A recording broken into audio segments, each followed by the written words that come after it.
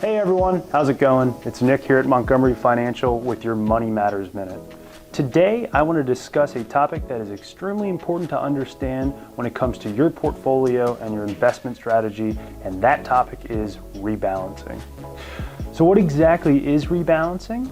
Well, it's an investment technique utilized when natural market movements or fluctuations occur. Specifically, rebalancing is the process of correcting the weightings in your investment portfolio to ensure that you maintain a certain target level of asset allocation or risk.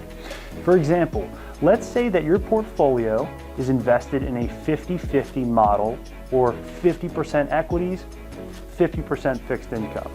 If we experience a period where there are good market movements in favor of equities or stocks, all of a sudden you may find that your actual investment weightings are more like a 58% equities, 42% fixed income.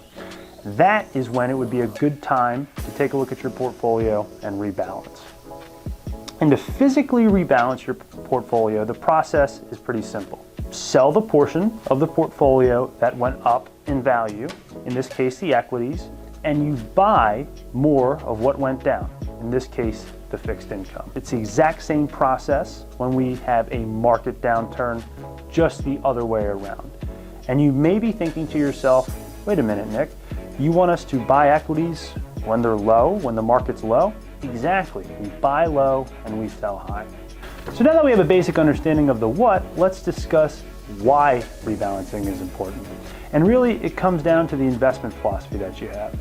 And when you're investing, especially for the long term, it is paramount to set a target and engineer a portfolio to an exact specification.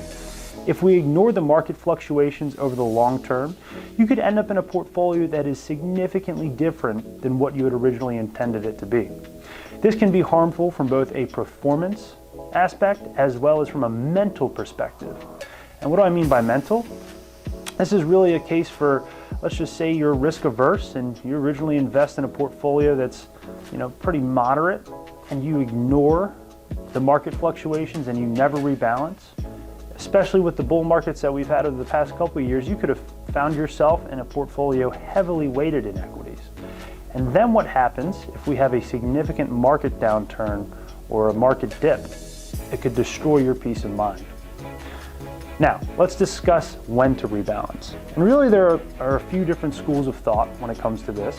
You can rebalance and look at your accounts on a monthly basis, a quarterly basis, a yearly basis. But a word of caution, I would recommend or advise to not rebalance too often, or at least watch out for that, simply because you could increase the overall expenses in your portfolio based on different transaction costs and such. So it's also important to note at that time that some portfolios, as well as some investment advisors, have rebalancing protocols built into the portfolio so that you as the individual investor don't have to worry about that specifically. Now, I always say before you make an investment, you need to determine three things. Number one, what is your goal with the assets? Is it for retirement? Is it to leave a legacy? Is it a more short-term goal, like a down payment on a house or for another expense? But determining the goal will help you figure out how to exactly invest the funds. Number two then, what is your time horizon? This will be determined mainly by the goal, of course, but you have to keep in mind, when exactly do I need the money? Do I need it in a month, a year, 5 years, 25 years? How long is the money supposed to last? Those sort of things you're going to want to keep in mind again when you decide on a time horizon. And then third, last but not least, you have to determine your personal risk tolerance. And what I mean by that is, are you risk averse? Are you a risk taker? Maybe somewhere in the middle? Determining risk tolerance will be important as you design that portfolio. I'd also ask you to think about this. What is your risk capacity with the money? What I mean by that is, in order to reach your goal and based on your time horizon, how much risk can you afford to take with the assets that you're investing? Once you've determined those three things, it should be pretty easy then to pick a portfolio and invest in it.